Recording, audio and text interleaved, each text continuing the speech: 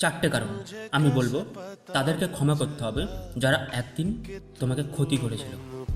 প্রথম, emotional healing.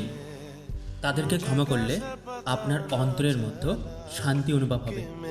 রাগ, ক্ষোভ বা হিংসা এটা একদম সাপের মতন, যেটা আপনার মনের মধ্যে আপনি বাসা বাঁধছেন। এটা কিন্তু আপনাকেই ধ্বংস করবে। তাদের ক্ষতি করার থেকে নিজের ক্ষতি হবে। দ্বিতীয়, inner piece and mental health. ক্ষমা করা মানেই হলো মুক্তি পাওয়া, তাদের থেকে অনেক দূরে চলে যাওয়া। আর মুক্ত একই সঙ্গে খুশি, এই স্বাধীনতা আপনি নিজেকে নতুনভাবে খুঁজতে পারবেন। এটি একটা আনন্দ যেটি আপনি ক্ষমা করার পরেই বুঝতে পারবেন। 3 নম্বর, পার্সোনাল গ্রোথ। কারোর প্রতি ডিপেন্ড না থেকে জীবনটা উপলব্ধি করা হলো আসল জীবন। এটা নিজের সাথে সেতুর বন্ধনে করা।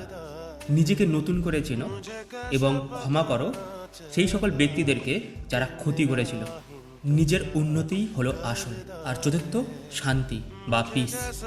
এই পৃথিবীতে জন্মগ্রহণ করার পরে সর্বশ্রেষ্ঠ গিফট হলো শান্তি। সেটি ক্ষমার মাধ্যমেই আসে।